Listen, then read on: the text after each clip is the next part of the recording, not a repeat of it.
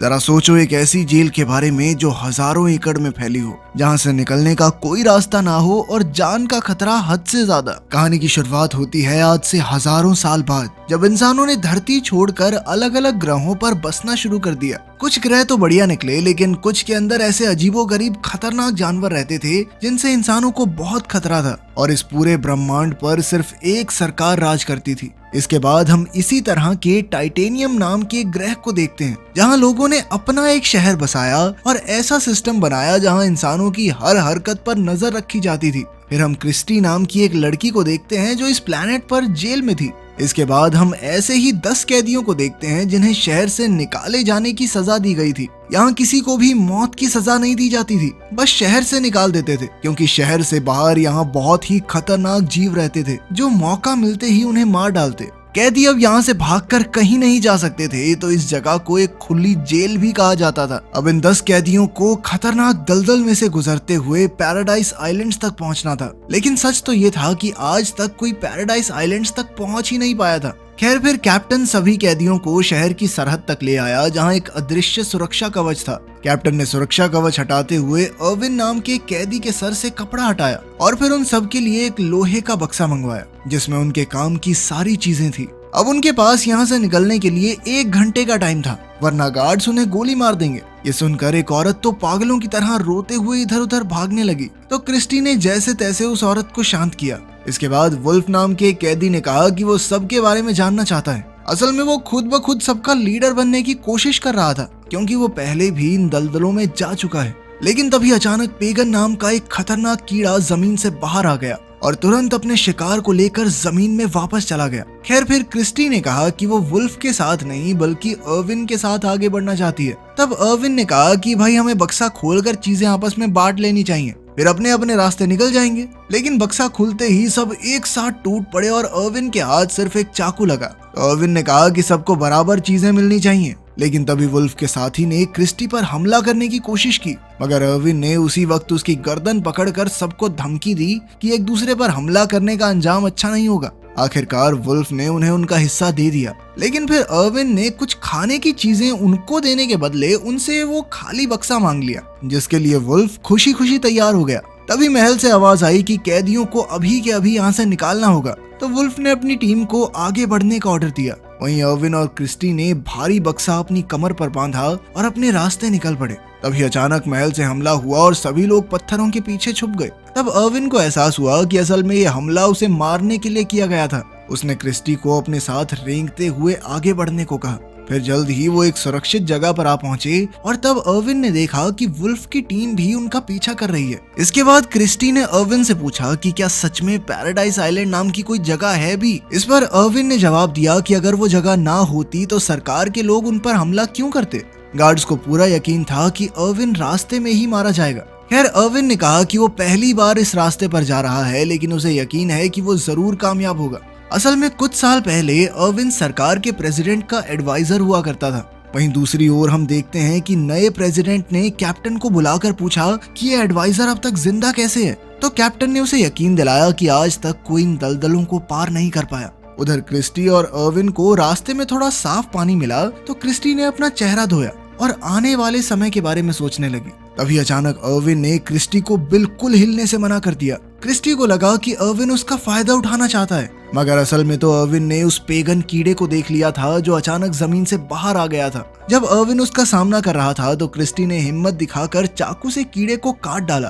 बाद में जब वो अर्विन के घावों पर मरहम लगा रही थी तो क्रिस्टी ने बताया कि एक बार एक इंस्पेक्टर ने उसके साथ जबरदस्ती करने की कोशिश की थी, लेकिन जब क्रिस्टी नहीं मानी तो उस पुलिस वाले ने बिना किसी गलती के उसे जेल में डाल दिया। उसी समय वुल्फ का ग्रुप भी वहां पहुंचा। वुल्फ उनसे वो लोहे का बक्सा वापस लेना चाहता था, मगर अर्विन ने कीड़े के काटे हुए हिस्से को अपने हाथ पर बांधा और उसे हथियार की तरह इस्तेमाल करके वुल्फ पर हमला करने लगा। वुल्फ को एहसास हुआ कि इस समय वो अर्विन का मुकाबला नहीं कर सकता, इसीलिए उसने अर्विन और क्रिस्टी को जाने दिया, लेकिन फिर भी वो उनका पीछा करते रहे। असल में वुल्फ चाहता था कि वो दोनों आगे चलकर पहले दलदल में फंस जाएं, ताकि उनके ग्रुप को आने वाली मुसीबत का पहले ही पता चल जाए। कुछ समय बाद अर्विन को जमीन से पेगन्स निकलते दिखाई दिए, तो उसने क्रिस्टी को चुपचाप नीचे लेट जाने को कहा। ऐसा करते ही बहुत सारे पेगन्स अचानक जमीन से बाहर आ गए और वुल्फ के ग्रुप पर हमला कर दिया। वो कई कैदियों को अपना शिकार बनाकर जमीन के अंदर ले गए। उधर प्रेसिडेंट ने कैप्टन से अर्विन के बारे में पूछा तो कैप्टन ने बताया कि उसका एक खास आदमी अर्विन के पीछे लगा हुआ है।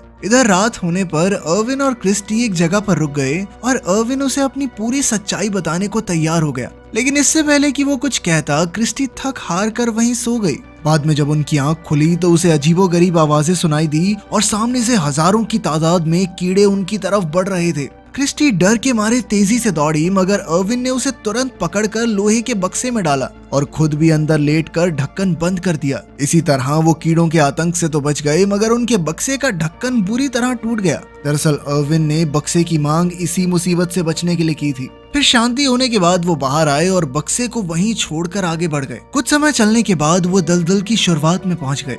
वहीं वुल्फ का पूरा ग्रुप भी उनका पीछा कर रहा था। लेला नाम की एक लड़की को लगा कि ऐसे तो अर्विन और क्रिस्टी ज्यादा आगे निकल जाएंगे, तो वो उनके पास पहुंचने के लिए तेजी से चलने लगी। तब वुल्फ उसे रोकने के लिए दौड़ा, मगर अचानक वो खुद ही दलदल में फंस गया। उसी वक्त लेला ने सबको बताया कि अर्विन असल में पिछले प्रेसिडेंट का एडवाइजर था और वो जानता है कि यहाँ से जिंदा बाहर कैसे निकलना है। फिर यान नाम के कैदी ने वुल्फ को बाहर निकाला। खैर रात होने पर अर्विन और क्रिस्टी एक जगह रुके और अर्विन ने उसे कच्चे मेंढक खिलाए। फिर उसने खुद ही क्रिस्टी को बताया कि वो पहले प्रेसिडेंट का एडवाइजर हुआ करता था, लेकिन वहां के सिस्टम का काला सच जब उसके सामने आया तो उसने आम लोगों के सामने उनका पर्दाफाश करने का फैसला किया।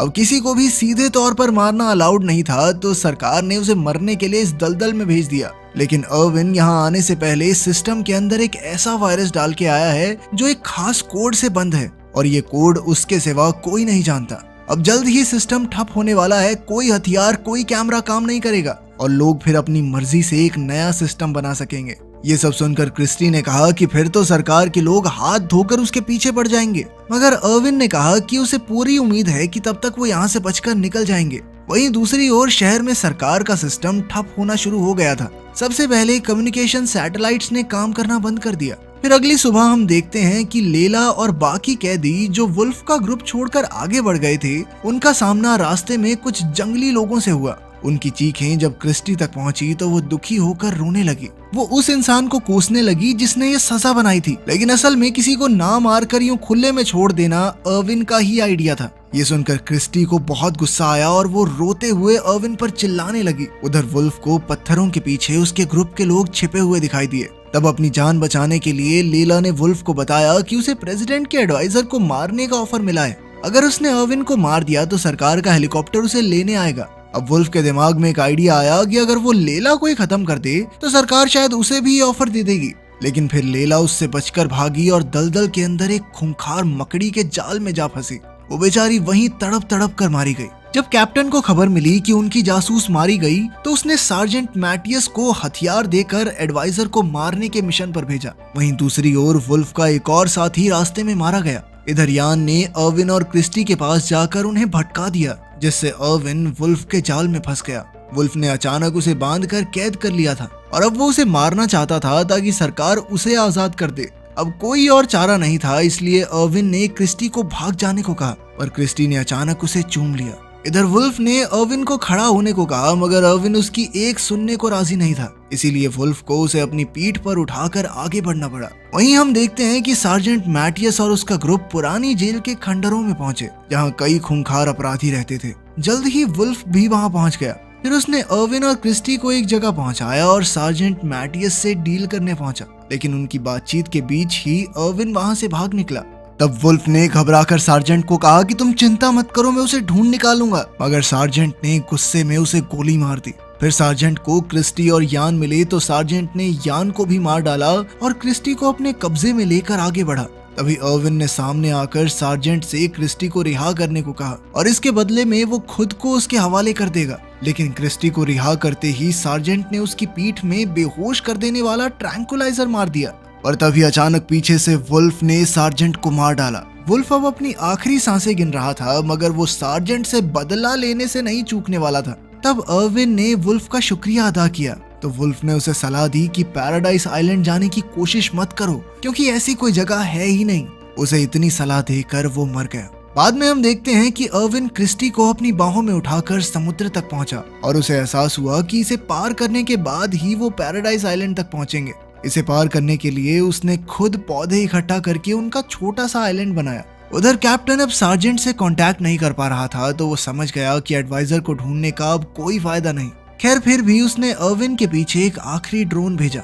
जब क्रिस्टी को होश आया तो उसे महसूस हुआ कि जिस छोटे से आइलैंड पर वो खड़े थे वो धीरे धीरे डूब रहा है। ये सुनकर उनके साथ मौजूद जो नाम का एक कैदी समुद्र में कूद गया ताकि उन पौधों पर थोड़ा वेट कम हो और अर्विन और क्रिस्टी की जान बच जाए। तभी उन दोनों की नजर उनकी तरफ आ रहे एक ड्रोन पर पड़ी। एक बार को तो उन्हें लगा कि अब खेल खत्म हो चुका है, लेकिन उन तक पहुंचने से पहले ही वो खराब होकर पानी में गिर गया, क्योंकि अब अर्विन का बनाया हुआ वायरस पूरे सिस्टम में फैल गया था। अब उसे थोड़ी खुशी हुई क्योंकि शहर के लोग करप्ट सरकार के चंगुल से बाहर आ जाएंगे, लेकिन अचानक उन्होंने देखा कि वो बहुत तेजी से एक झरने की तरफ बढ़ रहे थे। लेकिन तभी उन्होंने जैसे तैसे खुद को अपने छोटे से आइलैंड से बांधा और वो वहां से नीचे गिरकर भी बच गए। ये किसी करिश्मे से कम नहीं था। आखिरकार वो किनारे तक पहुंचे जहां प्रेसिडेंट के लिए खुफिया बंकर बनाया गया था। इसे बनाने वाला कोई और नहीं बल्कि अर्विन ही था, लेकिन उसे खोलने के लिए कोड का आखिरी नंबर अर्विन को पता नहीं था, क्योंकि वो प्रेसिडेंट ने खुद डाला था। वो तुक्का नहीं मार सकते थे, क्योंकि अगर 2 ट्राई में उन्होंने सही जवाब नहीं भरा तो बंकर लॉक हो जाएगा। लेकिन फिर उसने थोड़ा दिमाग लगाकर प्रेसिडेंट की तरह सोचते हुए नंबर डाला और दरवाजा फट से खुल गया। अंदर जाकर उन्होंने देखा कि वहां मौजूद स्पेसशिप में सिर्फ एक ही इंसान के लिए सीट थी। तब अर्विन ने क्रिस्टी को आगे जाने को कहा, मगर क्रिस्टी ने साफ इनकार कर दिया, क्योंकि अब तो वो अर्विन से प्यार करने लगी थी। आखिर में वो दोनों जैसे तैसे उस स्पेसशिप में घुस गए और उस ग्रह से बाहर निकलकर वो पृथ्वी पर पहुंचे, जहां उन्होंने सरकार को सारी सच्चाई बताई।